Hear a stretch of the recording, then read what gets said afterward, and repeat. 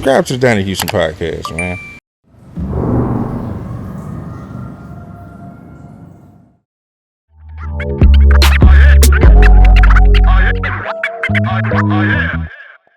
Yeah, man, it's going down this Donnie Houston podcast. I am Donnie Houston. Check it out, man. We got a special guest, man. Real special guest. He's a producer.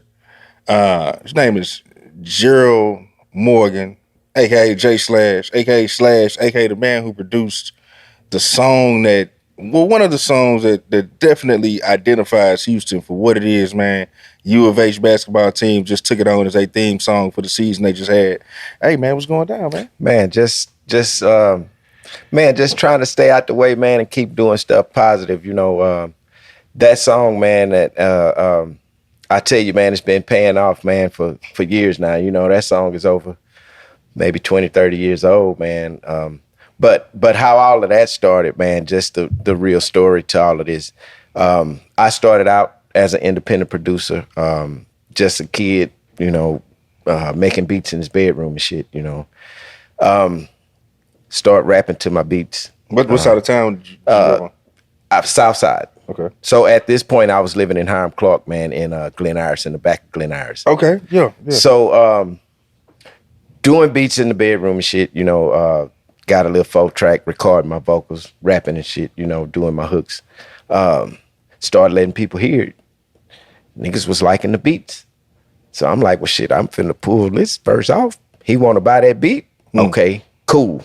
I'm finna snatch my verse off. Boom, you can buy this. So who the first people that's coming to get these beats at this time? Is anybody that became somebody or dropped some albums? Well, now, because it was one guy I can remember, Hard G.O.V.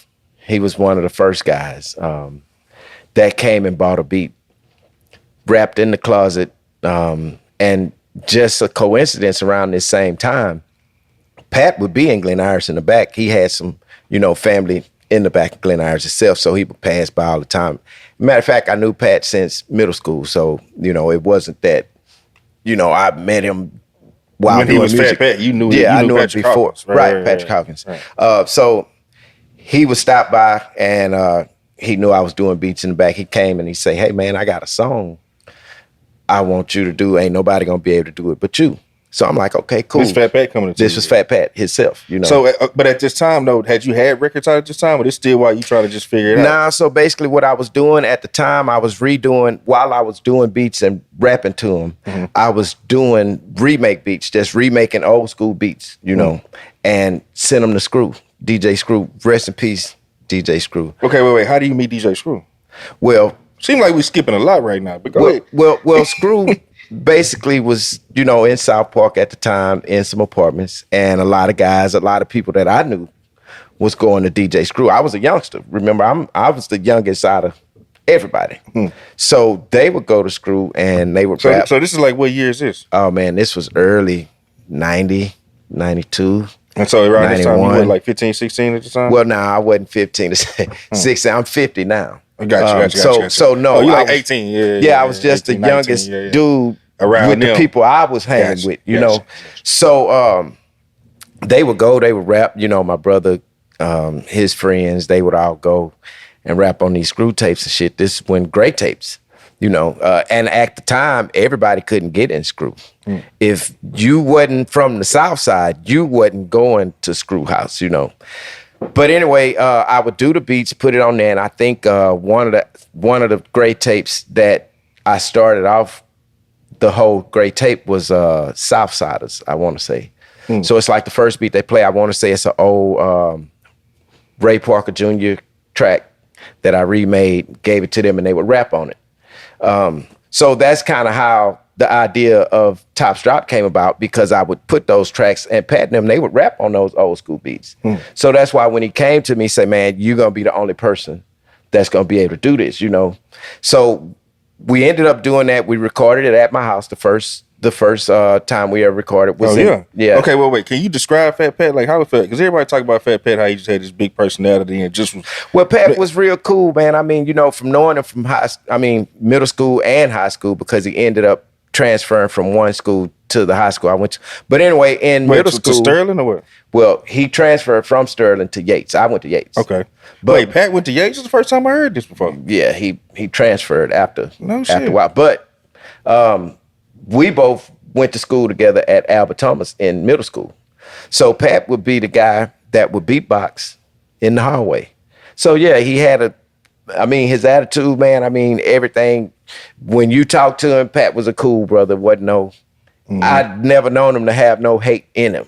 You know what I mean? For him to come to me the way he did, I think is why the song turned out to be good, because the man's attitude was perfect. You know what I'm saying? Matters what went on in the streets or anything, but if you knew this man, you knew for a fact he was laid back, down to earth, cool, like to joke. You know what I'm saying? Like to have fun. That's who Pat was, you know. But we did that song, man, and we actually recorded the first time in the closet in my room. I had took the closet and built it out. I did that one back in the day. England Irish, I did. England Irish, yeah. Oh, shit. So he came over there, he recorded 4 verses. And then when we actually done the actual recording was at J Fresh, at J2 Studios, which is J Fresh. So he didn't put one of the verses on the album. So I had a verse that Fat Pat had never done. So as years go by, you know, the song comes out, the song gets... Well, wait, how long between the time y'all doing this and the time that Brick Shop pick it up and they go to, you know, do what they're doing? Oh, it was at the same time. Oh, this all like 97 all up in this time? Yeah, after I produced Tops Drop, I want to say maybe it was to be on that album, basically, if that makes sense. But a few months later is, of course, when the, you know, tragic situation happened. But the song was the first song that they picked up and they played on the radio. I can remember they came to the studio where I was at, and they was just kind of, you know, we played the music, they reading the levels. It was the news, you know.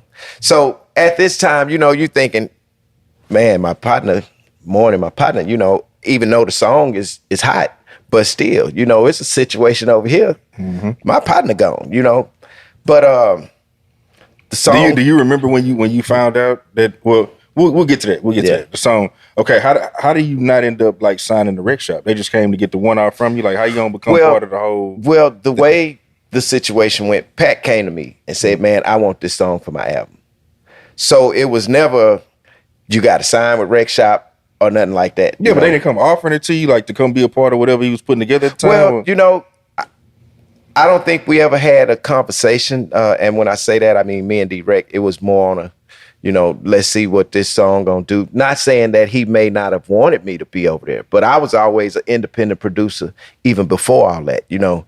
So independently, I always felt that because I know how the music game go. It was a better situation for you to just be right who you were and deal with people how you did, do what I do, you know, because at this time I had the information in order to do that. You know, everybody don't have the information.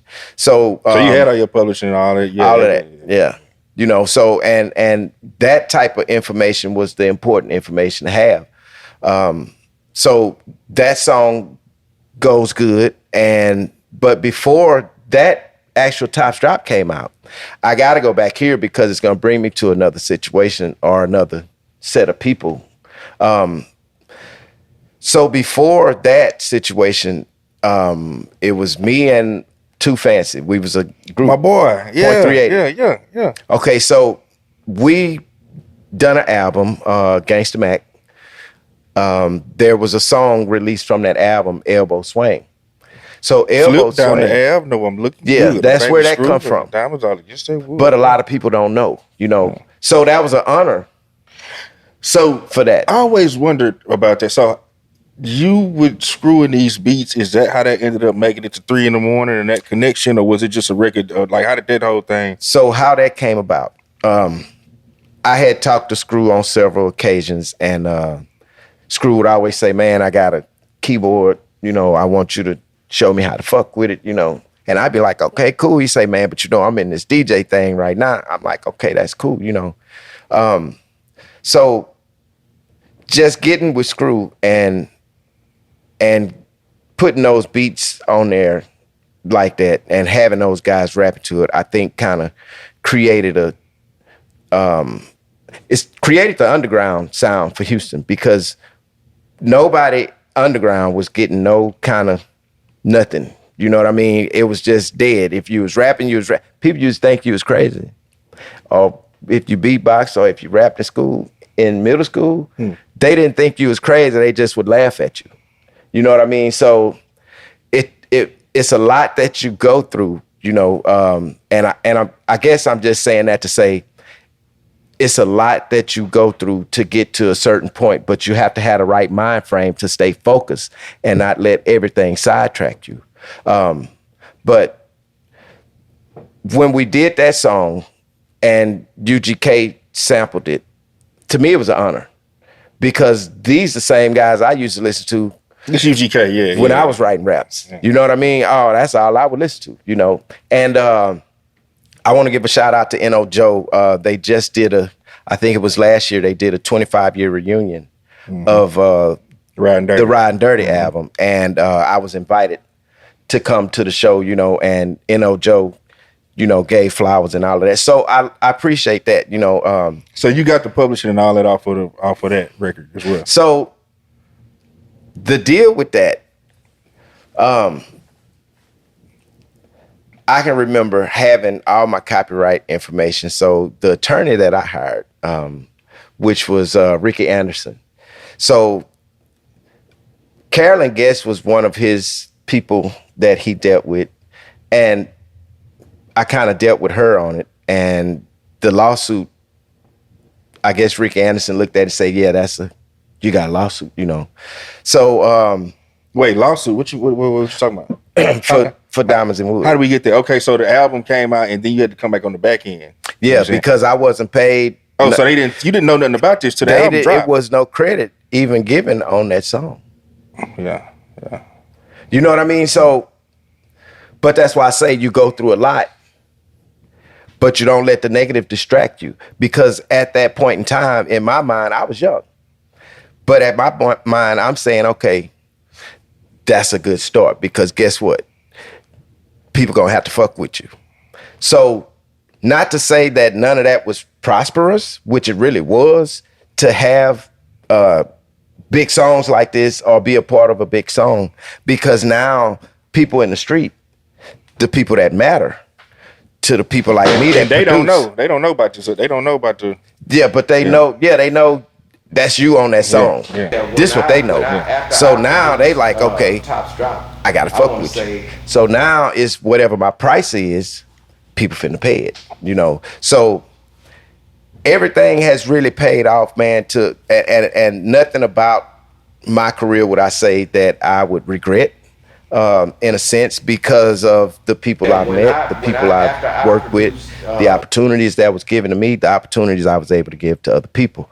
So you're gonna take a couple of L's, and I know a lot of people but in the music industry, you're gonna take some L's. Ain't no way around it. There's nowhere around it, especially when you are on your own, determined, and you know you're the only person that have the certain knowledge. But again, don't let that stop you from doing what you want to do or being you, because at the end of the day, the talent is gonna speak for itself. And I think now, or even in the past, music or record labels had been more of the ones that don't have the talent, and then they tell you, hey, it's 90% money, 10% talent, you know. Okay, that's fine.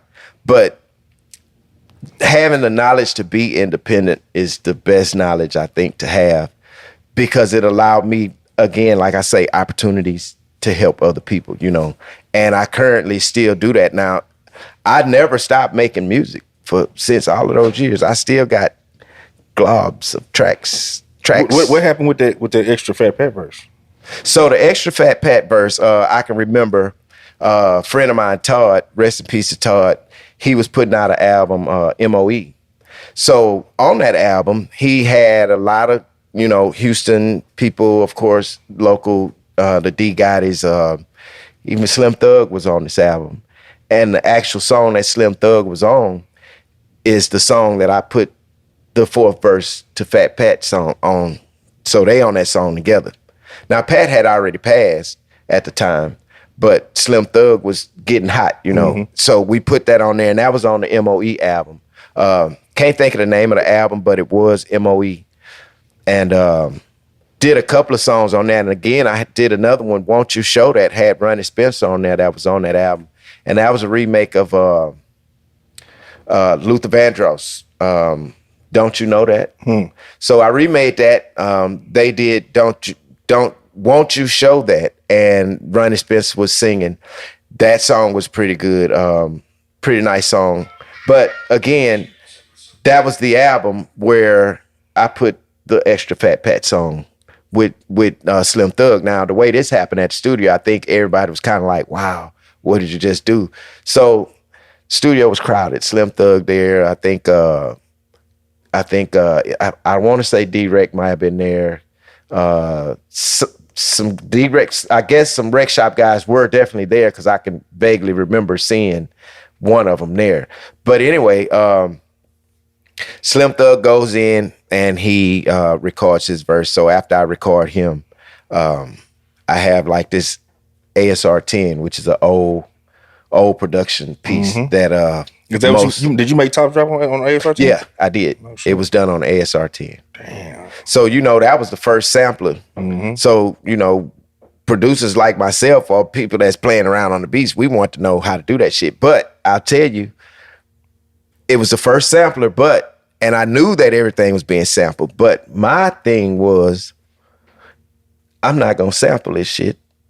I'm gonna play it. So any remake you've ever heard me do or have known of me doing has not been a sample. It's all been rekeyed, structured like, their particular song. That Top Drop, bro, that the me. I mean, I know it's y'all brewing people, bro, but just that version of it. You know what I'm saying? Yeah, like, it's different. The way them synths coming through there, and the mix on the radio version of it. It's really nice. Like, bro, it's and I think Fresh mixed that.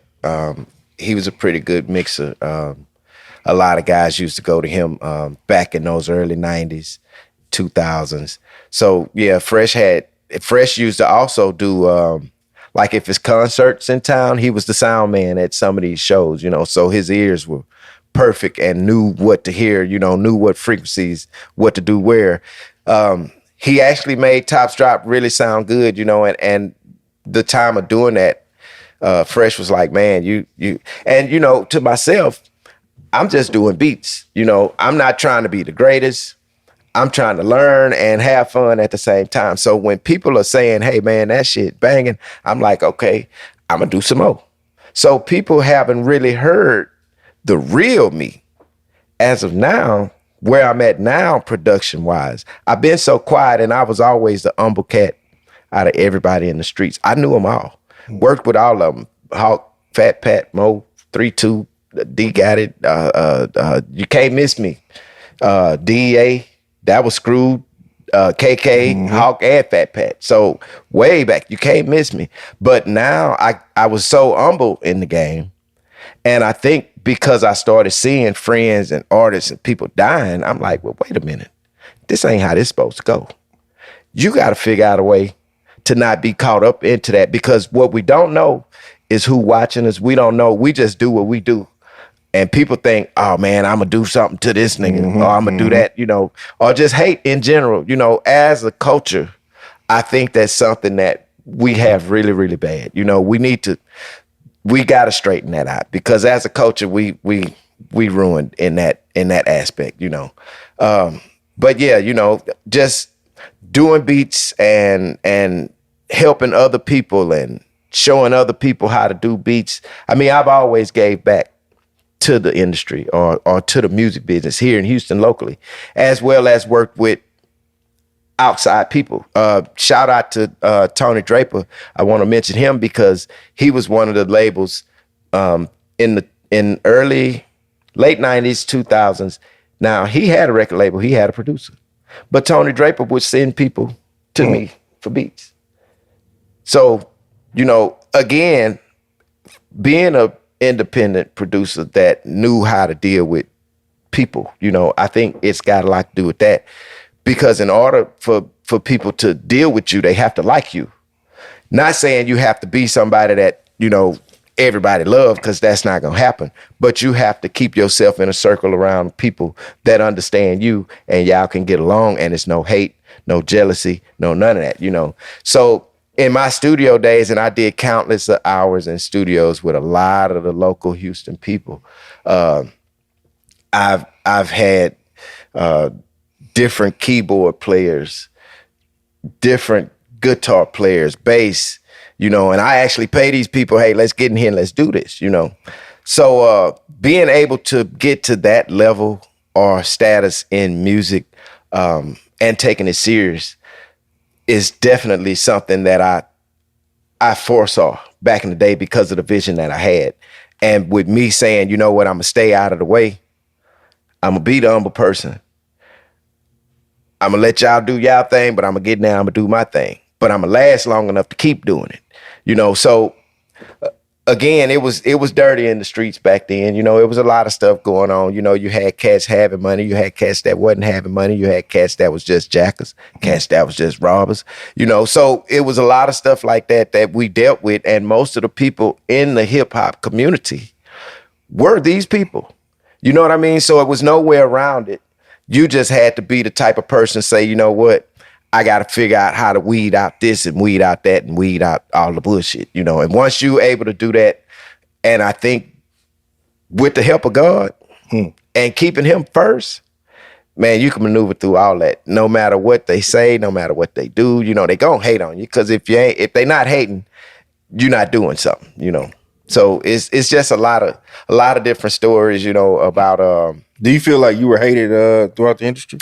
Because this is my thing, is that, bro, for you to have produced the record that you did, that should have happened like 10 more times. I kind of do feel like that, man.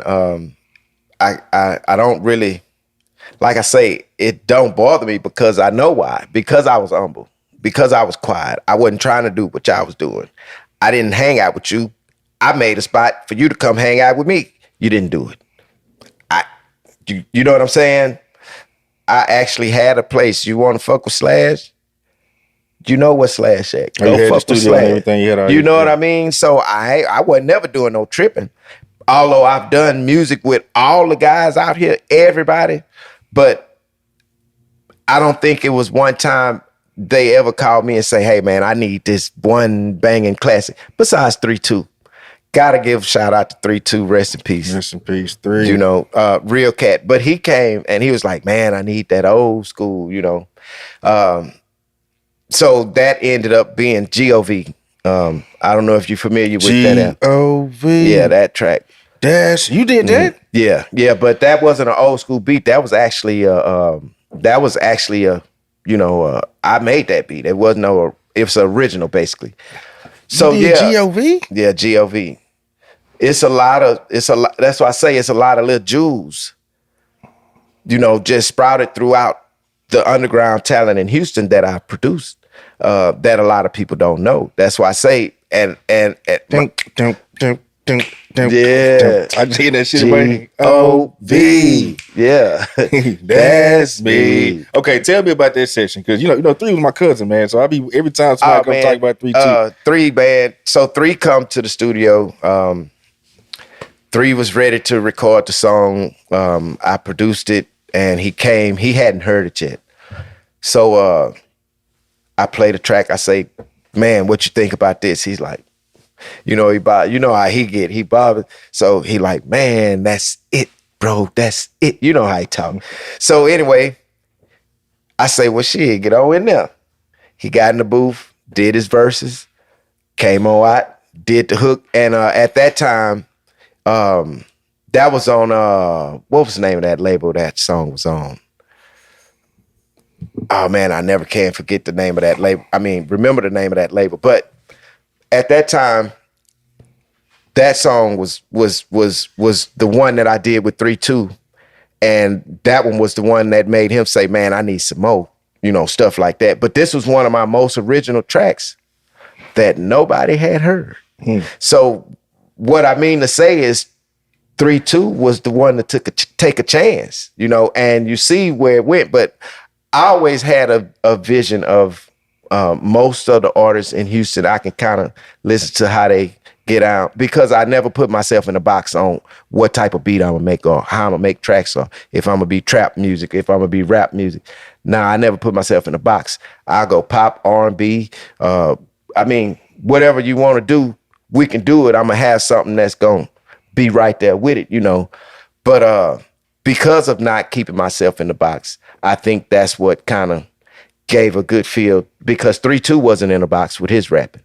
So the two, him and that track combined, you know, just was perfect, man. And I wish I could have done more stuff with 3-2, but we were supposed to do some other stuff with back when he was on the Rap-A-Lot label. He told me, he was like, man, if he said, man, Jay want to talk to you. So I went and talked to Jay, and Jay was like, yeah, man, put it together. Let me hear it, you know. But I think not long after that, I don't think 3-2 was on that label much longer. And then he started doing his own thing. What was the name? Street Game Records? Street Game. Yeah, Street Game Records. That's it. So yeah, they started doing the Street Game Records. So we did that. The song was pretty good. But again, I wish I could have done other stuff with 3-2, man, because 3-2 was extremely talented. You know, I don't even think he understood. Matter of fact, you know, a lot of that stuff back in the early 90s that Snoop was saying, you know, they got that from 3-2. So 3-2 has been... Did he ever talk about that stuff with you? No, he never did, but Big Mike did. Big Mike talked to me about the going back to Death Row and, you know, doing stuff like that. Supposedly, they wanted to sign convicts. 3-2. Yeah, the convicts. They wanted to sign them. Now, why they didn't sign them, that part I don't know. But what I do know, they fit on that roster at that time. They definitely fitted on that roster. That roster that they had at that time, man. You got DOC, you got RBX, Rage, you got all these people. Pound, all them, Dog Pound. Why you couldn't have 3-2 and Big Mike? They was perfect to fit in there. So was Devin, I think, you know. Yeah. But of course it didn't go that way. But I tell you, man, they would have really been perfect on that roster. I mean, the work I did with Big Mike was part of that roster. Now, later years after this, I know y'all know Big Mike, formerly Ghetto Boy also. Well, he got released out of prison. I can't remember what year it was, but I had got a call from the federal prison. Strange stuff, man. So Tommy Bruno called me.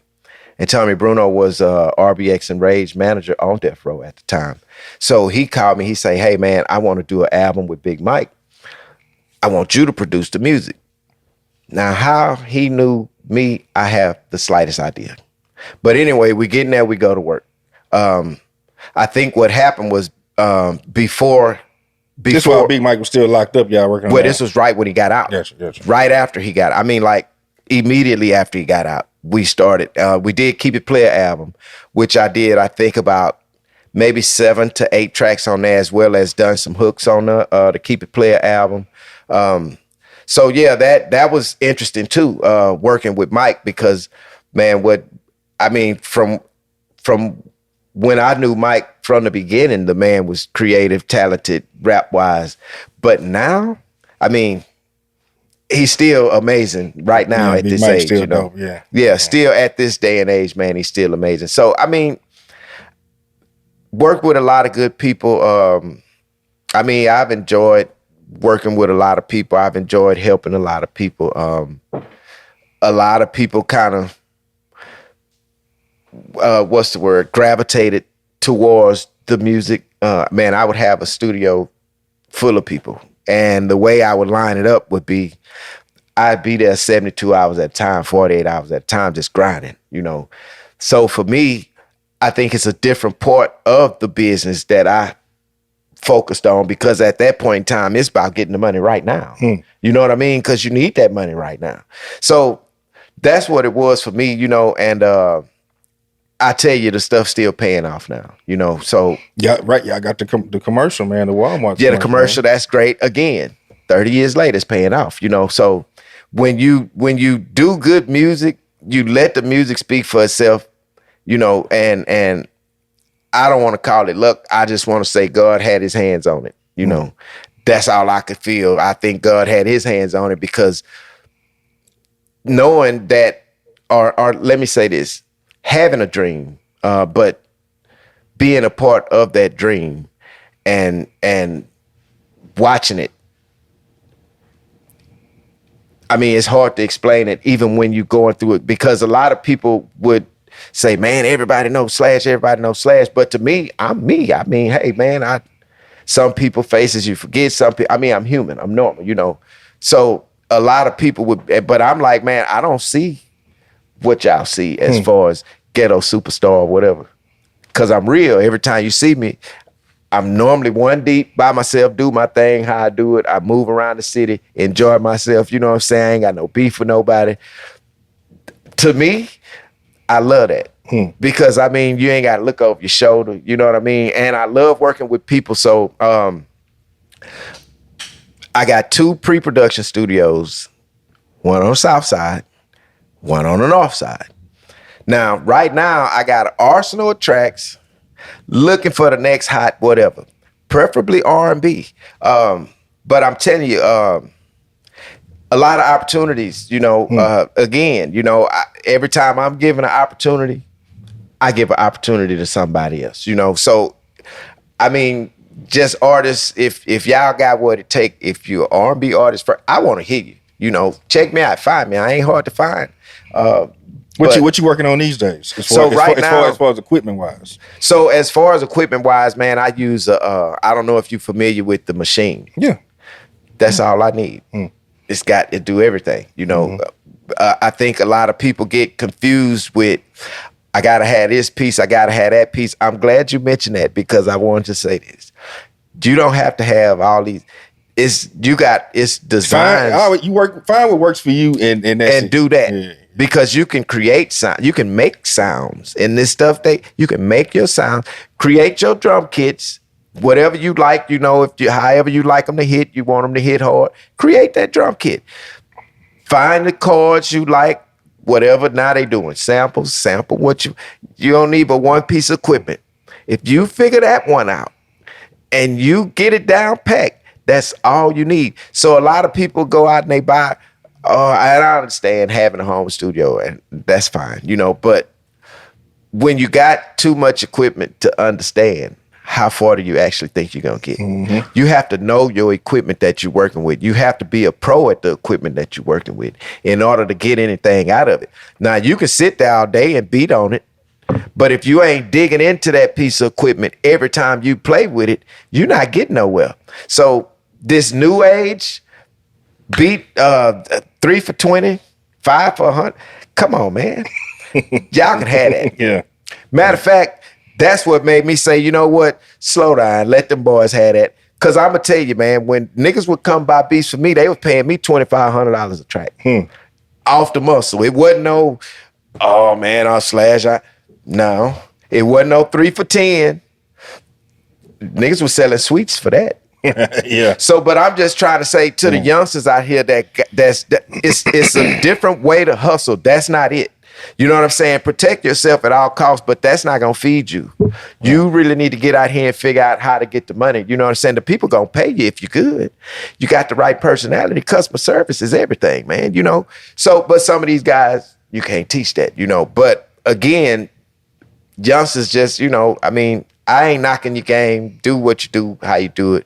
The beats be jamming, but I mean, your prices ain't selling yourself short. You're selling yourself short. You know what I'm saying? You gotta give yourself more credit than what you're giving yourself.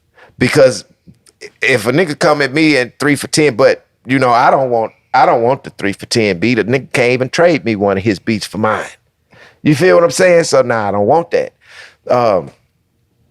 But I mean, change the game, you know what I mean? Because what happens when it gets saturated to this one sound and not everybody sound the same?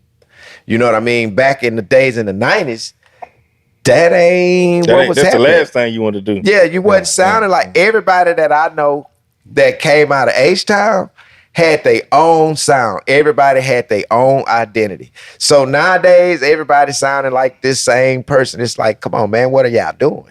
I don't care what album you put in there. The beat sound like the beat on his album. That hook sound like the hook on his album. Mm-hmm. You know, come on, man. You got to get a little more creative.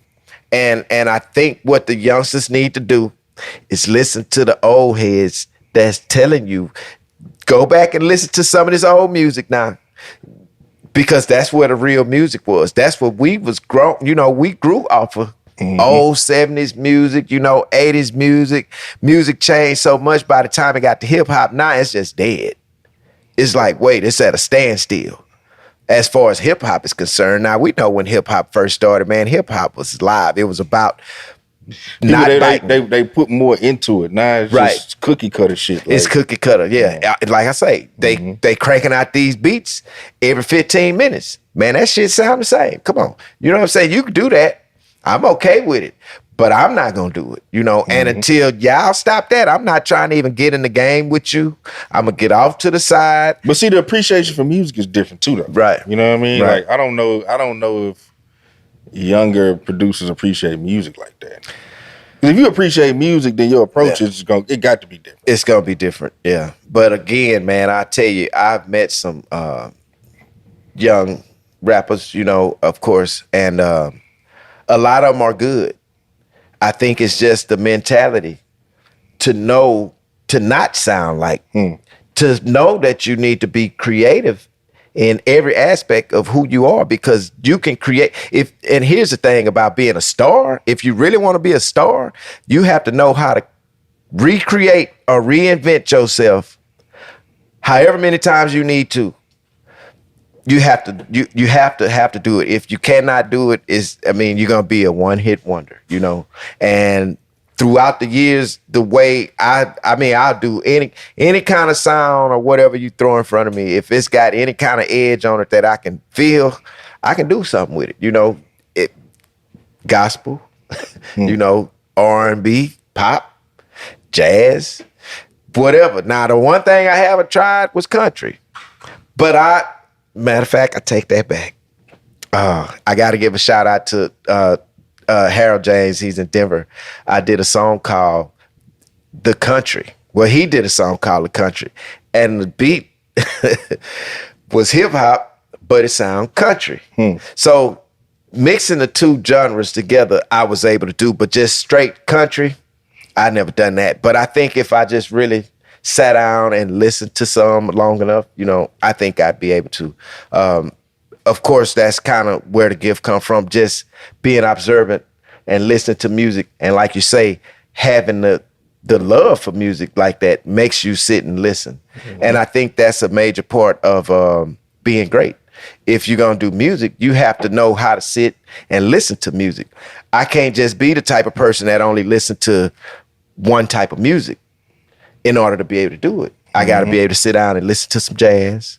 I got to be able to sit down. A little bit from here, a little bit. Yeah, you know, and not to just mention, you know, it all started too. My mom's dad was an actual artist in the 50s from New Orleans that had a hit song, a big song back in 54, I want to say, called Barefoot. So I think that's where that admiration come from for me, because it was in him, you know. And I guess my mom would put musical instruments in front of me at 5 and 6 years old, you know, drums, guitars, and shit like that. So eventually I picked up on it, and she passed, rest in peace, when I was 13 years old. And that's the one thing that I could hold on to that I know my mom gave me, you know, to learn music. You know, she put me in music classes and stuff like that. So I always known she's been that angel too, you know, that's kind of watching, because if it hadn't been for her, you know, I don't know, she probably would. If she hadn't have put me in music classes and put these instruments in front of me as a child, I may not have picked up on it. So I gotta give, you know, her a lot of that credit, and the reason why she gave it to me because of her dad, you know. So it's a lot. It's a long list of a lot of stuff. I'm not just a producer who sat up and just learn how to do beats. I did, but I mean, it came from somewhere before. You know, you got a lot of guys out here, they get 18, I can buy a drum machine, boom, they start doing beats. Well, it's different for me because I kind of, you know, lived a lifestyle of trying to, you know, do music or learning music and stuff like that. So, I mean, I think this is great. They got the commercial, and I think if I don't want to be mistaken, I may be the first producer out of Houston with a Walmart commercial, or are there any others? I'm gonna say you might be, yeah. It may be. You know, I haven't heard any others, but if so, you know, not to step on your toes or nothing, but a lot of stuff. Nah, that's a big deal, man. I've been first at a lot. So I was the first national screwed vocal on the Diamonds and Wood. That was the first national. There were no other songs that were screwed nationally. Right. You know, so from underground to national, I kind of consider myself one of the underground forefathers of actually creating the whole culture of music in Houston, because I've dealt with so many of the greats, locals that's out now. You know, all of them. You just can't miss me. Even H-Town. You know, I went to school with them and worked on projects with them where they had artists that they were, you know, working on projects with. So I was able to, you know, get in. Oh, you was over there with Papa Rudy and all y'all was at Yates at the same time. Yeah, we all went to Yates. Big Mo was there at the same time. Pokey was there. Who else was there? Let me see. I think that's it from because Pat was there years before. But yeah, we was all there at the same time. Papa Roo was there, H-Town was there, Big Mike was there, of course. It was a lot of us there, you know. And I mean, I tell you, man, we had some days in high school. So everybody kind of knew each other before we really started doing music, you know, which kind of helped out, I guess, because it made it a little familiar. You would know, you know, okay, those guys over there, they sing. But, you know, they want a talent show or maybe something like that. So it wasn't really you never really could, you had a big picture on what you thought everybody would be or how people would become. And when you turn around, you look at your city and you'd be like, man, it's a lot of us did really good on the H-Town scene. You know what I mean? As far as making a name or giving Houston a name, it's a lot of them. You know what I mean? And I also want to say this too, man. I accept this invitation with honor because I think I mentioned to you that most of the people that you've had on here or you've talked about, I've had opportunity of working with, you know, as well as others. So it's an honor, man, to be here to give my side, you know, or my story throughout so many years. I mean, that's probably only a 10, 15 year span. I got till now more, you know, just working with a lot of different artists independently, building groups, you know, grooming artists. You know, my daughter, she sing, but you know, I never pressured her to do it, but I'm not sure if it was something that she really wanted to do. You know what I mean? And I never pressured her because I know the business. You know, she's got a voice, you know, but again, like I say, I never pressure her because, you know, but she grown now. So if it's something that she decides that she want to do, you know, I'll support her with that. But again, you know, I know the business so I can help her, you know, but again, just a lot that I work with, man, a lot that I'm working on now, a lot of tracks, just anything, you know, R&B. So again, like I say, I'm looking for the next hot R&B. You know, I run into a lot of females, they sing, they sound good, you know, but then you hear the auto-tune and, you know, and that's cool, but I'm not looking for some real talent. Yeah, I'm not from that era. You know, the closest thing in my era we had the auto-tune was the talk box, and that was Roger Troutman. We knew that was computerized. That was Roger. That wasn't, everybody, nobody else did that. So it's crazy that everybody's doing it, you know, so they oversaturate certain stuff, you know, but again, I'm looking for, you know, a hot R&B act, preferably. Rap would be cool, you know, but again, when it comes to rap, it's gonna determine the mind frame of this person that's rapping. The reason why I say that is because, you know, a lot of times these guys are really street guys. They get in trouble. So you do all this hard work with them. And now, boom, they went to jail. And it's like, oh, well, shit, you know, where I'm at now. Mm-hmm. Definitely don't want to get into a situation like that because we've seen that happen before. I mean, I've seen it several times just throughout my career in music, you know. So I don't want to get into a situation like that. I say R&B because I kind of feel like that's a market that I haven't tapped into yet. Although I've done pop tracks, R&B tracks with artists, I just hadn't been in that area much. I want to kind of learn more about that area because once you get over there, it's so many other type of people that you can work with, you know.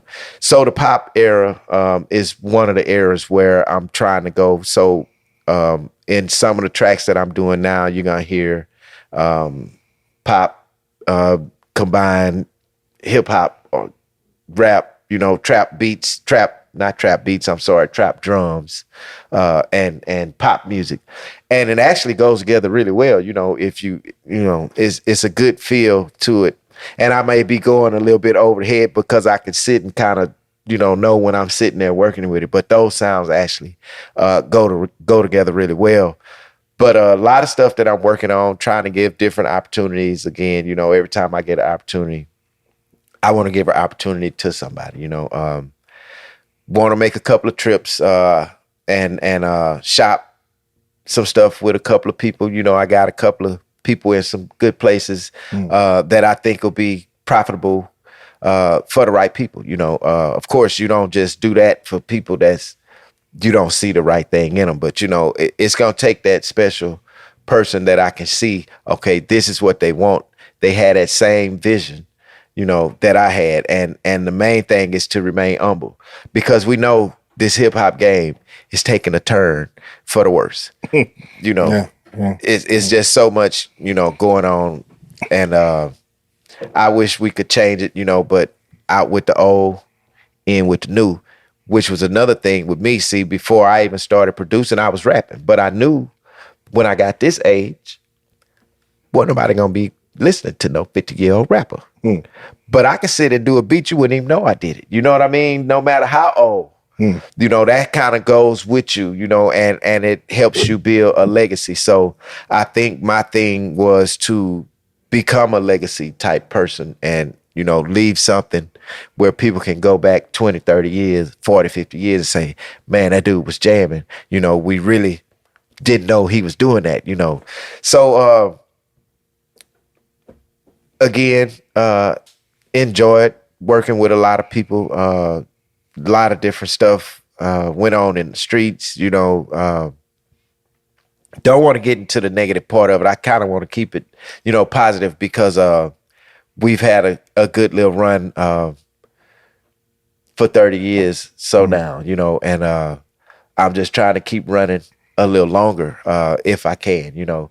But again, that's why you help people because there's a list of people out here that I've taught, you know, how to do music and they'll mention my name, you know, and whatever they do. So again, it's about being that type of person, but you got to be real too. You know, you can't be real fake because let me tell you, man, everybody that say they real ain't real. Ain't real, yeah. I tell all the time. Anybody who's been self-proclaimed real nigga, whatever, them been the fakest people I met. It's not, man. And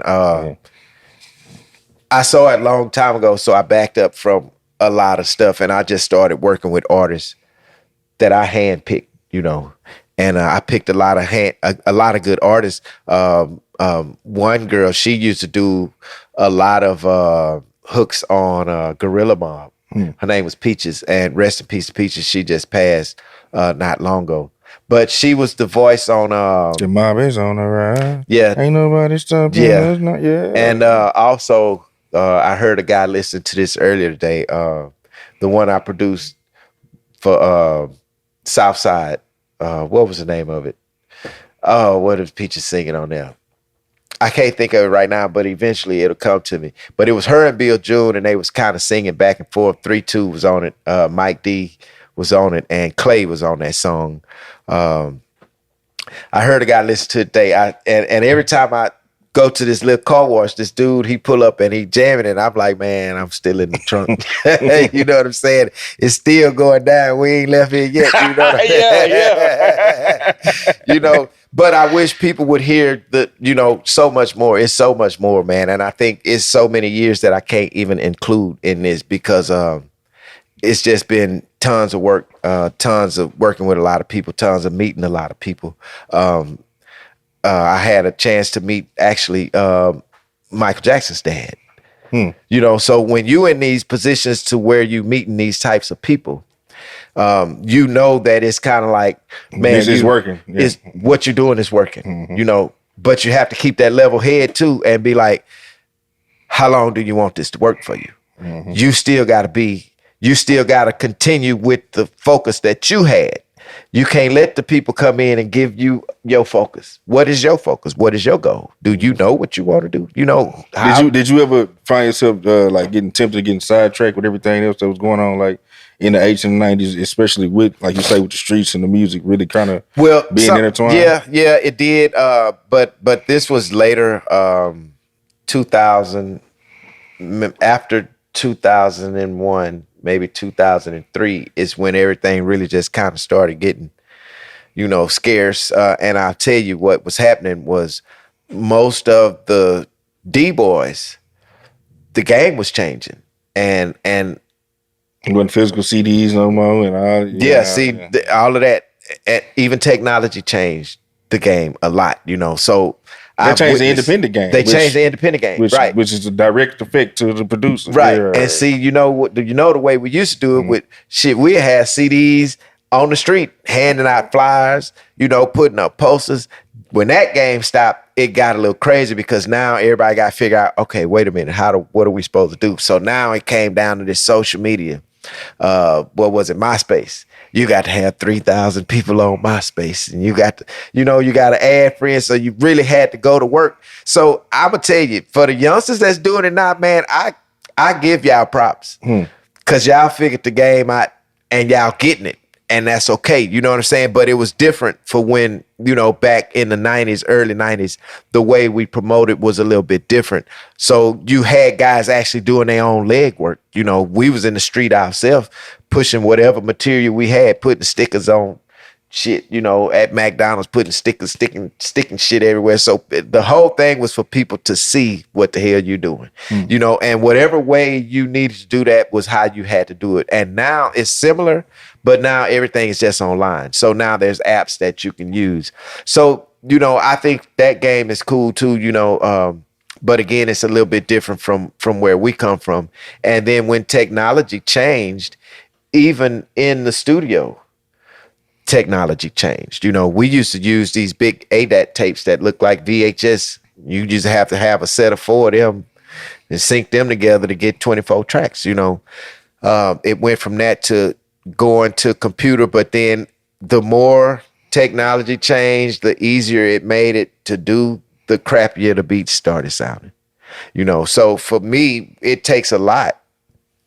When you tell me, man, I got an album, I just did an album, man, this whole jamming, it takes a lot for me to really sit down and say, you know what, I feel like listening.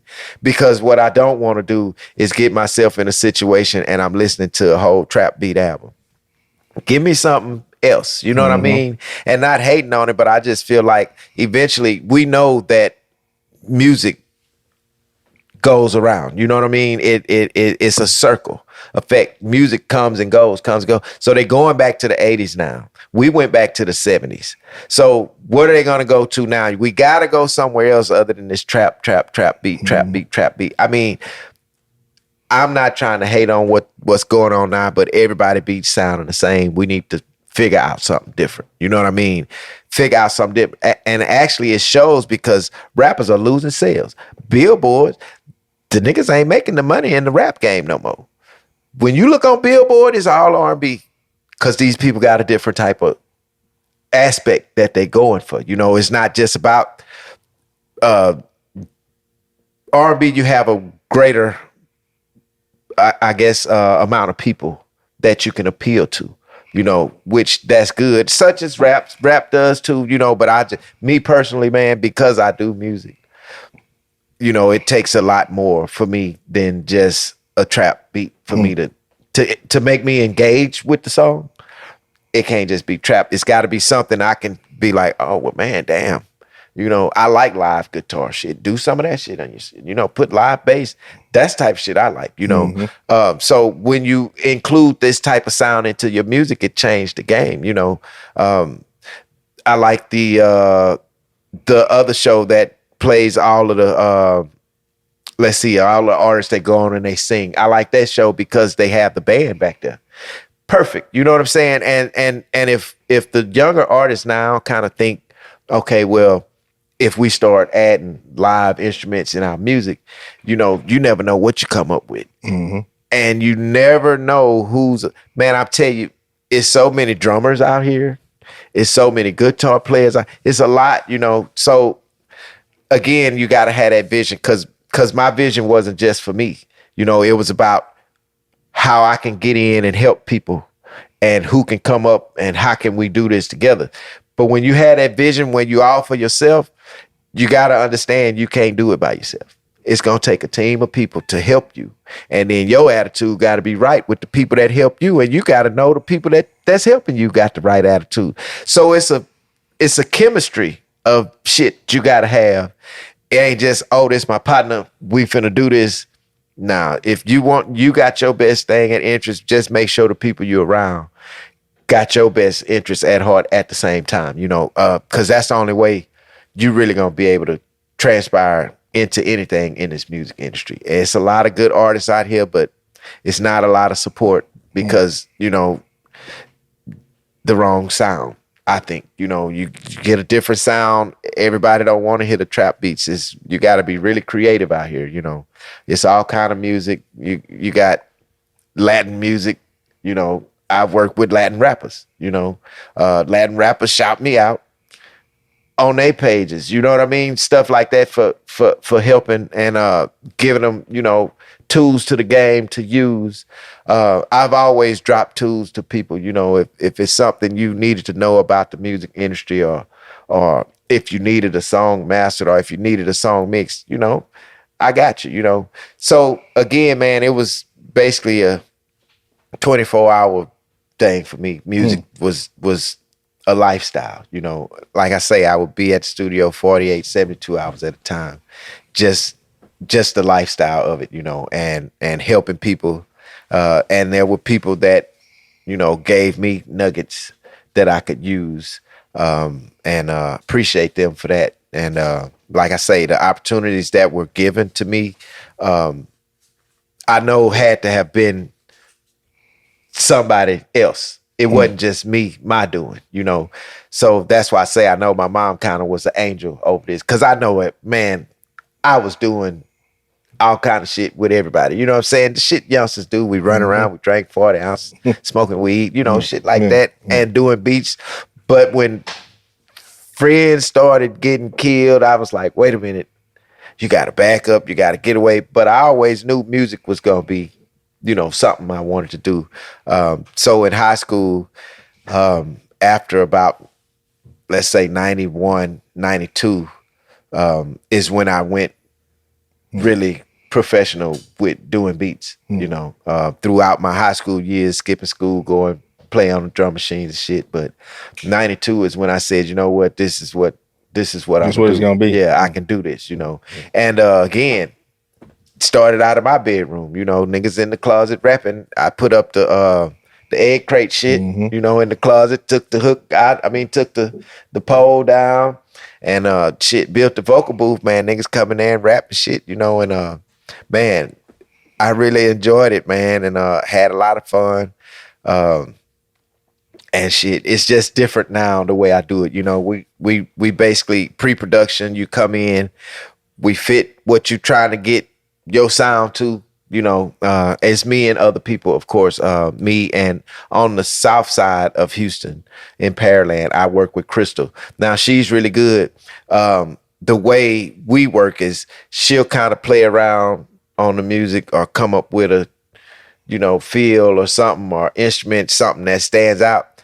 And shit, I'll pull up And I'd be like, shit, what you got, And she'll play something, I'll sit there and listen and bar to it. And then I'll add on, kind of co-producing stuff. And man, some of the shit that we got just as a collab is crazy, man. And again, that's me giving love to somebody else because, I would do the same thing. Do a little something, and then I could do something over there, leave it, let her kind of play around with it, But I think it's it builds a rapport as well as shows another person a vision that it is something that they can do professionally if it's something that you want to do. You just have to take it serious. You have to treat it like a job. So from 6 a.m. to 2, in the morning, you at the studio this amount of time, you slide out, go get something to eat. You got to come back because you up, and you might not be working with an artist at the time. You might be trying to do a beat or you mixing something. It was always shit to do, So I've always tried to help and give back, show people, hey man, this is, you do beats, this is how you start. Start how you want to start, but I'm gonna show you, you don't have to start with your drums. You don't have to start with your keys. You start where you want to start. You just got to know where you're going after you lay that first one. And never get yourself into a position where you like, well, shit, man, I don't like this, because it's gonna happen. But don't let yourself get caught up. Okay, so what, you don't like it, turn it off, stop. Find another instrument for a minute. Save that, come back to it 2-3 days later. You was somewhere. You just not where you wanted to be the whole time. So it's no format, but again, when I do a beat, it's like, what do I hear? I might hear a bass line first. I might hear a synth first. I might hear any little sound that just something I'm like, ooh, I never heard this sound before. Let me try to use this, and just play around with it. You never know what you get out of it. You can't give up. I would put in most of the tracks that I would do. I would put in at least about 24 hours in each track, and not all at one time, but just, okay, today I'm gonna sit here 4 hours and play with this, and I'm gonna back up off this, and I'm gonna go to something else. So that's why it's important to have the type of equipment, to know the equipment that you use, because you can definitely get what you want to get out of it as far as sound is concerned. Be creative with all of your stuff. Don't never just limit yourself. Don't put yourself in a box. And that's the main thing that I see these artists doing today, is putting themselves in a box. Because not only can I produce beats, I can sing, I can rap. I've done this on albums, on records, on people's songs, but it still doesn't. And that's just me saying, you know what, I'm going to do it all. I'm going to do all around music. I'm going to do music. I'm going to be music. You know what I'm saying? One man band, hell, if I can, So doing the work doing the work, man, is the most important part. And no matter how you decide to get your track started or whatever, just make sure that shit hot, and every track, once I do this one, it's like when I go to the next one, that hoe gotta be just as hot as the last one was. And everything ain't gonna be jamming like you want it, you know what I'm saying? But you have to know, okay, let me sit this to the side, because I'm gonna come back to it. Come back with a fresh ear. With a fresh ear, and it's gonna give you something completely different. So you'd be surprised, man, the way it's the way you put music together. I mean, it's been in me for years, man. And I think it's something that I'll never not want to do. I always have passion, man. I sit several hours a day, just working on beats or listening to beats or just critiquing some of the shit that I got, how I want this to sound. Is the mix good on this? Whose vocals would be good on here? So again, writers, are important. So I'm trying to find a list of writers. I'm trying to find R&B acts, because man, there's so much that we can do. They just have to have the right thing in mind and know how to listen, because if I'm not going to do nothing, I'm going to teach you the business. Because for one, if we around each other, we need to understand how this going to work. Because if we don't understand how we working, and then we gonna bump heads, we gonna clash. And that's why groups fall apart, because they don't know the music business and they trying to figure out where the money going. I mean, we've seen countless documentaries on artists not getting their money, from labels and stuff like that. So you just got to know, everybody need to learn the business, teach each other the business. Don't be afraid of paperwork. See, a lot of times, oh man, so a lot of times, man, when you hand people paperwork, they get scared. They cringe up. But in reality, this paperwork is going to protect you and me. So it might make sense if you sit down and look at it, but you can't get people, on that page. And it was a lot of that going on back in the day. Nobody wanted to, hey man, this going to protect everybody if we all sign. You know what I mean? So I was able to teach people that, and some people never really wanted to go to the legal route, because that's what that is. It's okay to have the fame, but you need to know the business too, because this is how you're going to get your money. If you don't know how to get your money, it is what it is, So again, just learn the business. I would say learn the business. Do what you like doing. Have fun. If you feel uncomfortable with a situation, get out of the situation. You know what I mean? Man, it's too crazy now. The stuff we hearing about, hip hop, man, it's way out of control. And all I want to say is I think people should just keep a level head. I know it's a lot of social media stuff go on, a lot of stuff people get confused with and feel like they need to be a part of a community or something, because they like that's how, you want to do what they doing. That's understandable. But you still have to have morals, respect for yourself, and you have to understand that you deserve respect as well. Mm-hmm. It's not just about being, the number one person, because the attitude, that type of attitude, oh, I'm the best this, I'm the best that. That's nothing, because we all human. You know what I mean? Just stay humble, be yourself. Like I say, I've always been humble in the game. And I kind of feel like a lot of guys that were out here, it was so much more work we could have done.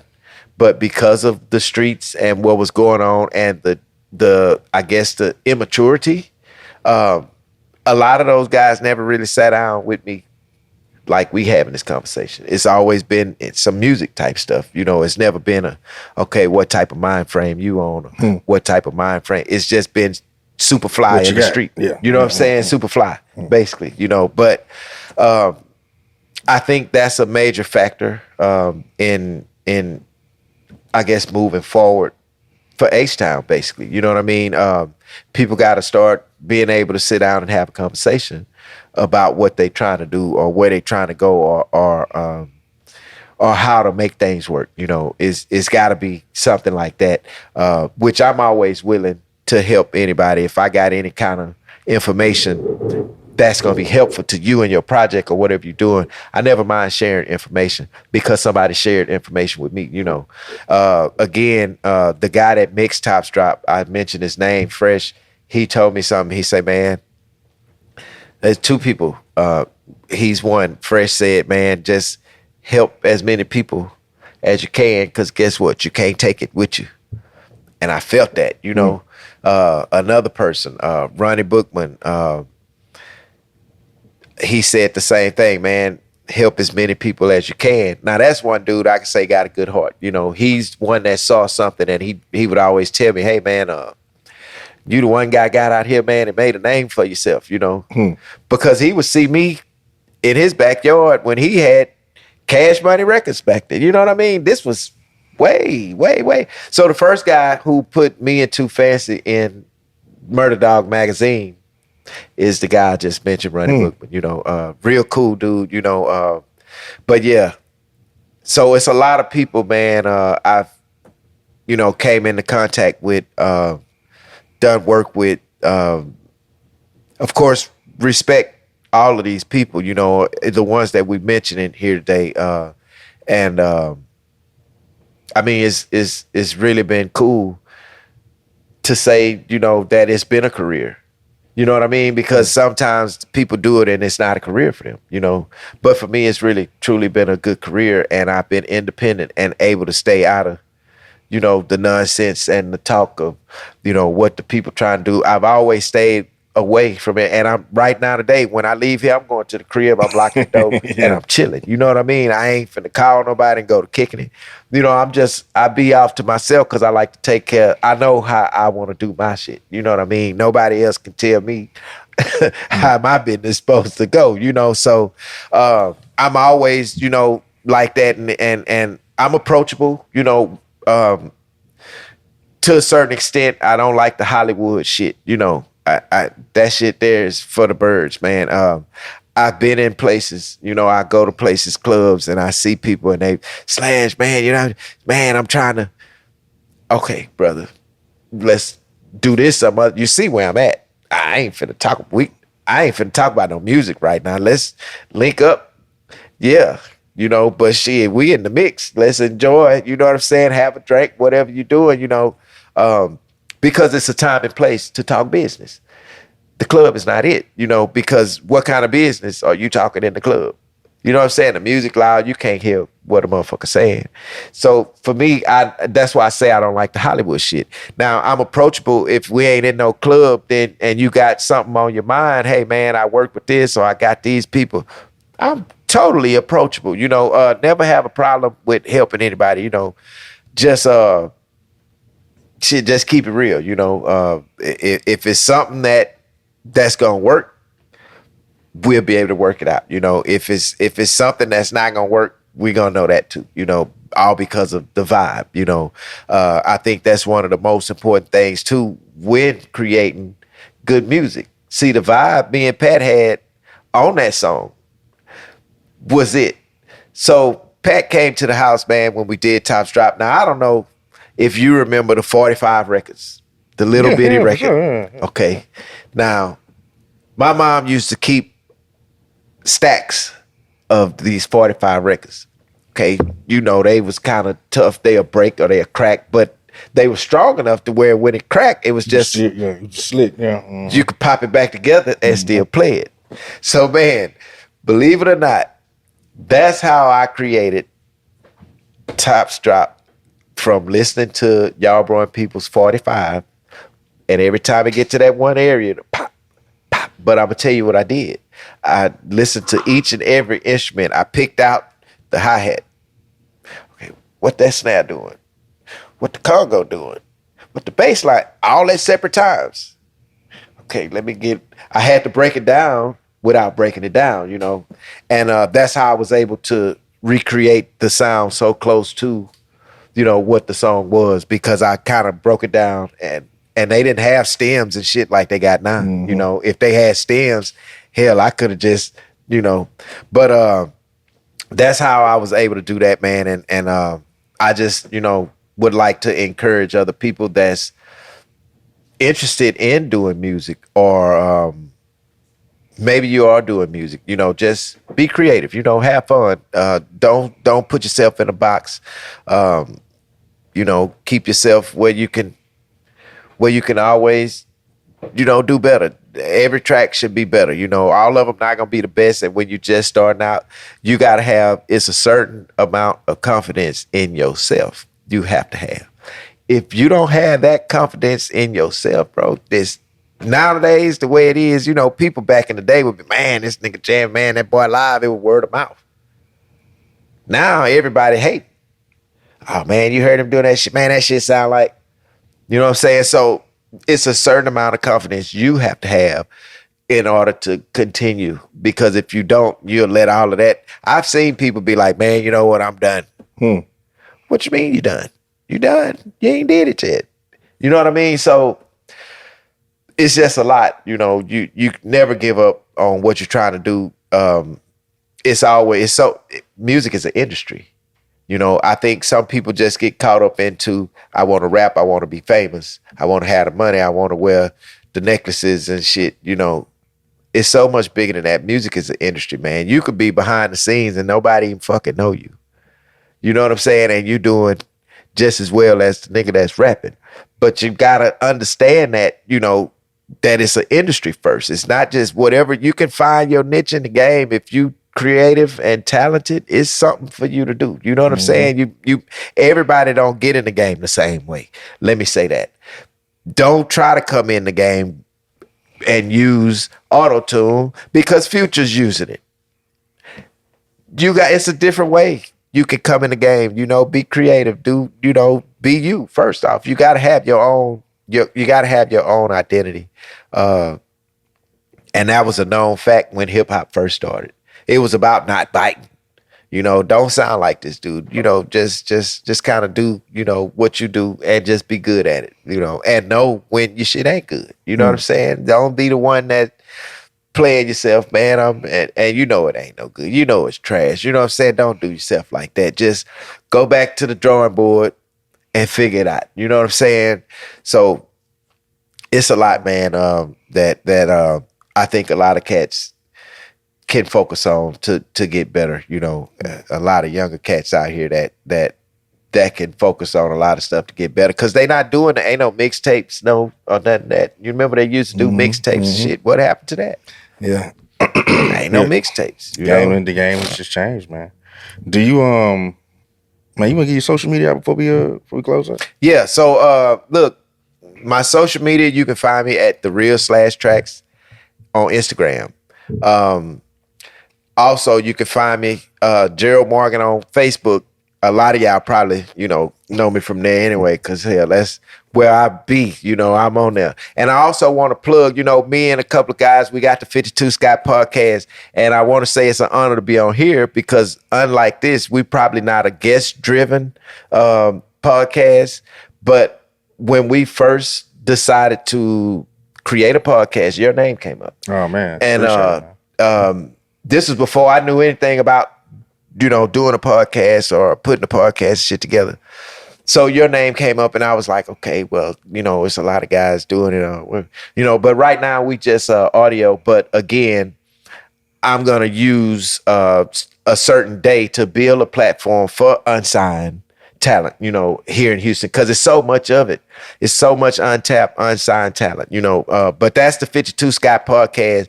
You catch us on Facebook at the 52 Scott podcast. I want to give a shout out to them boys. Y'all make sure y'all check us out. Peace. Already. Hey, do you remember the last time you talked to Fat Pat? Last time I talked to Fat Pat was at the studio when we did when we recorded Top Drop, you know, because it was me, Fat Pat, and Patrick Lemons. I don't know, a lot of people probably knew Patrick Lemons. Well, we went to the studio the Drink Man. Yeah. We went to the studio to record this song. Strangest thing happened, man. It was just us three. We doing that. So that's why you hear me on there talking about Trunks Pop, Top Drop. Oh, that's you. Yeah. Cause it wasn't it was just us in the studio. You know what I'm saying? And the Drake Man wasn't going. He wasn't going there. He wasn't finna get on the mic. Yeah, he wasn't finna do shit. So the strangest thing, man, we ended up doing that, and then a few weeks later, in between, you know, I'ma say in between a week and a month, just to be honest, because I know it was really close. Got a call that Patrick Lemons had been killed. That was New Year's, right? Yeah, you know, so, and we had just recorded that song before the New Year changed. Yeah, it was cold, you know. I can remember the city, you know, we went over. Wait, god damn, this is 97, so that shit was that close. Mm-hmm. Yeah. Damn. Yeah. And then not long after that, Fat Pat died. Like literally 2 months later. Yeah, it was. That's what I'm saying. A month later, because that's New Year's with Pat Lemon dying. And then. So you see how it really affected me because both of these you was with both of these guys, and it was we recorded this song and boom, both of them passed. You know, so yeah, a lot of them, man. When I started seeing shit like that happening, man, and you know, now if they died of natural causes, that's different. You know. But if somebody killed him, these two murders back to back, you know, him and his brother, come on, man, Pat wasn't gonna harm nobody, man. Hawk wasn't gonna harm nobody. You know what I mean? It's kind of crazy. I'm like, but damn, man, why these dudes, you know, why you want to take these dudes because they really real. You know what I mean? It was no reason, especially for Fat Pat, you know. And I've heard stories, you know, I don't really get into that, you know. I've heard a lot of stories, and when we went to do the Top Strap remix, I can remember being at the studio, and a lot of the rec shop guys were there, and they were kind of telling me, man, such and such, such and such, this person. I'm mute. Guess what, bro? I ain't heard nothing. I don't know nothing. I'm not getting caught up in that. You know what I mean? And that's when I say being humble and knowing when to say, you know what? I don't have nothing to do with that because that's y'all partner. That was my partner that got killed. You know what I mean? So I was just like, man, let's just do the remix and let's keep it moving. You know, life goes on, you know. It hurt, of course, you know, but then again, you know, what do? You know, you just you back up from that shit is what you do.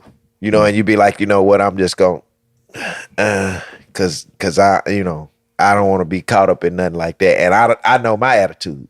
You know what I'm saying? That the wrong thing for me, I'm going nuts and that's, you know, it's not good for us like that. So you just back away from it, you know, and you know it's a street game. It's definitely it's streets, you know, but for them to kill Fat Pat, well, the guy that killed Fat Pat, man, was, I don't know, man. I had to have been hate, man. You know what I'm saying? There ain't no money. Ain't no money in the world. I mean, but you know, people do foolish things, you know. But it's not enough money in the world for me to want to take your life. You know what I mean? But this is what, yeah, you know, what goes on. So, and again, I don't know the whole story, but I know that, you know, they was affiliates of his label, you know, where the guy was affiliate of his label. And I can remember a lot of people saying, man, Fat Pat, man, we got screwed down here, man. What? But see, that was a tragic accident also, you know, when Screw died, man. And let me just say this for the record, and let me be honest. If Screw was still alive, if Pat was still alive, if Hawk was still alive, if Mo was still alive, Houston would be a completely different place right now as far as entertainment is concerned. Because that was, I mean, the South was the shit when it came down to that, you know. So if Mo was living and Hawk, Fat Pat, Screw, man, we'd be on a whole nother level right now. Cause that's who I was rolling with. You know what I mean? I was rolling with Screw the whole time because this man already, he putting the beats and he doing what I want. You know what I mean? And he doing it because he want to do it. Man, let's use your beats. Let's let these niggas rap on it. You know, but the actual last time that I talked to Fat Pat, man, was when we actually recorded that song, man. And I never really got a chance, you know, after that to talk to him because, you know, my whole thing was we waiting for the song to get mixed and mastered, you know. So he told me, say, man, once it's mixed and mastered, you know, I'm going to call you. Bam, I'm going to give you a copy, you know. But shit, man, it never happened. The next mix and master, when I heard it, hell, it's the damn news people at the studio looking, they recording the shit. We at the mix board, you know, and the people there recording the shit. I'm like, but damn, but the man gone, you know. So I just kind of feel like I think I'd be in a different level of. That's what I was gonna say. If he lives because that was your guy, he's gonna take you. Right. He gonna make sure, man. Right. Make sure. You know yeah, I think I would have been at a much different level because out of everybody, he was the one that I really knew. You know, I went to school with Kiki too, but that was more of a high school thing, you know, and you know, we knew each other, you know, we would talk, chop it up, do shit youngsters do, you know, drinking 40 ounces of shit, you know. We used to do that type of shit. And but again, you know, when I worked with him, it was by way of somebody else because he was a feature on the song, you know. So it wasn't a Kiki come fuck with Slash situation, you know. And again, I got so much shit now, you know, to where it's like you really tripping if you don't fuck with me, you know. And not to be, I don't want to seem like I'm capping. you know. But at the same time, man, it's really, for anybody that's really not fucking with me, you really should be, man, because the shit that I'm on right now, as far as music is concerned, bro, it's a whole nother level. You know what I mean? And I mean, it's for the young, it's for the old. You know, we classical. You know, the only 2 songs that I've done nationally have been classics, and they both been huge. You know what I'm saying? In a sense, just to say it's coming out of Houston from a guy who used to do shit in his bedroom. You know what I mean? Produce beats back. So yeah, you know, that's pretty big, man. And you know, we just gotta kind of lift our city back up, you know, and make sure everybody able to eat out here, you know, because it's a lot of talent. It's still a shitload of talent out here, you know. It's a lot of untapped talent out here, and we just need to get in there and figure out where we gonna go with it, you know. But everybody got to be real, you know what I mean, and not just the real where you feel like I'm real now. I mean, real mentality got to be real, you know what I mean. You got to have understanding, because everything ain't a bad situation all the time, you know what I mean. You have to kind of look at stuff for what it is, you know, but you know, if it's an uncomfortable situation, it ain't for you, period, you know. But yeah, you know, to fuck with me, you just gotta had a heart to be great, you know. You gotta have the talent. Of course, the talent gotta be there. You gotta have a heart to be great, because what I know I'm not gonna do is tell you nothing wrong, you know, because it's only gonna benefit the both of us. It's only gonna benefit me if you taken care of. You see how a lot of people have their groups and they don't pay the artists, and then the artists scatter.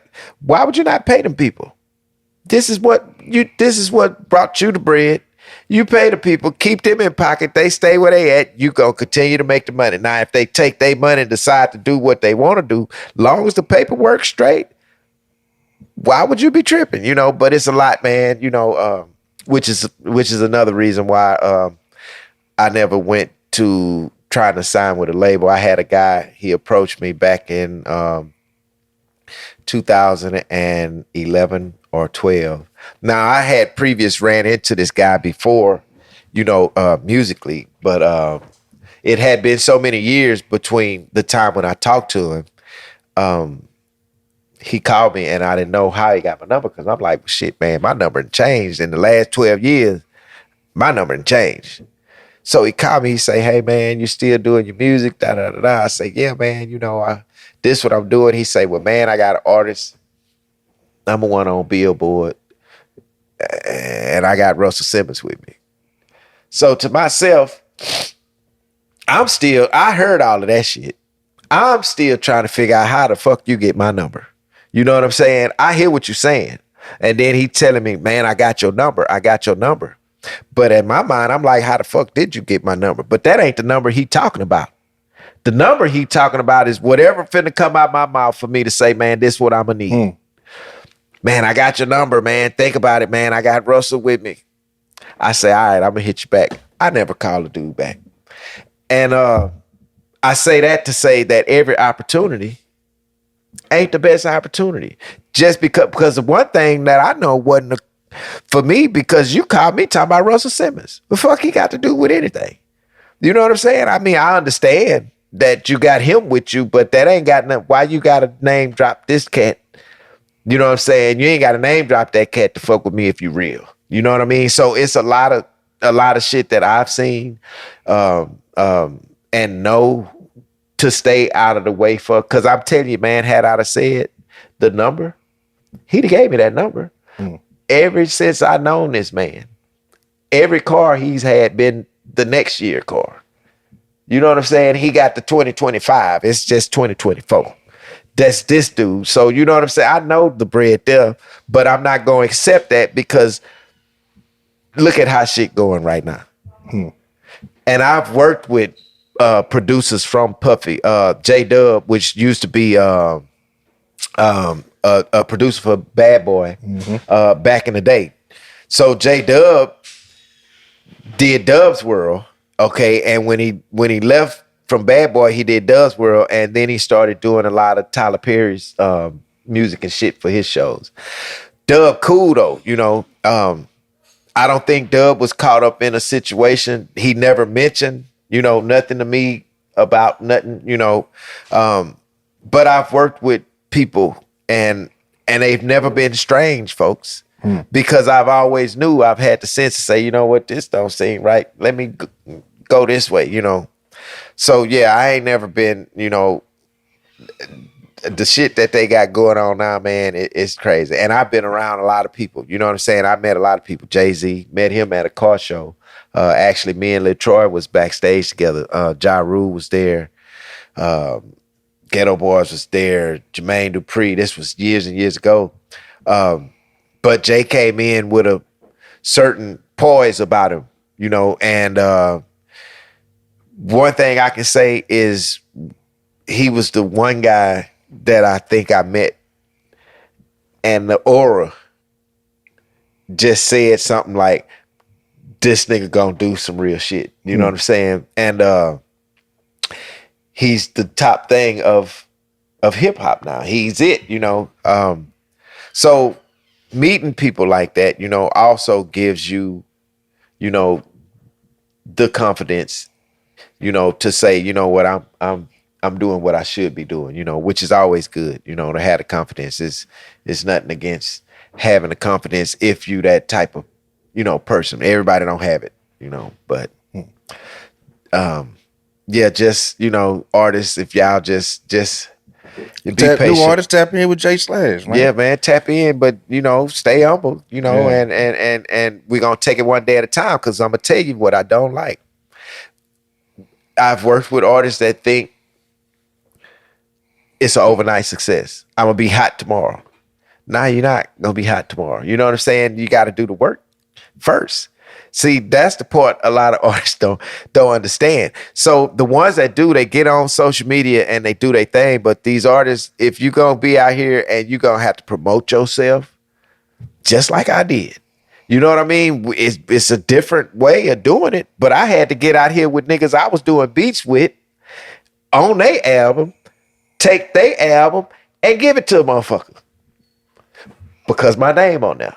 You know what I mean? This is the kind of shit we had to do. But I mean, I was dealing with a lot of Houston talent, man. I mean, you can't miss me, bro. It's people that you know of. It's people that you don't know. I mean, it's tons of people in Houston that I've actually done a lot of work with. I wish I could name them all, but it's just too many, man. Of course, you know, a lot of us are grown now. You know, everybody doing different stuff now. Everybody didn't stay in the music. Everybody went to other fields. Well, most people went to other fields. But I mean, I'm still here. You know what I mean? Y'all get at me. If y'all y'all need beats. Now, we ain't talking about no 3 for 10. That ain't gonna cut it, man. Just, you know. Have your business together, man. You know have your shit together, man. Because you know what I mean? I ain't gonna hate on you. I want you to jam. I want us to get somewhere, but you got to have your shit together. Because guess what? You ain't fucking with me if I ain't got my shit together. So let's get our shit together. Yeah. You know what I mean? Man. It's Donnie Houston Podcast / hey, man. We up out here. Peace. Donnie Houston. Subscribe to the Donnie Houston Podcast, man.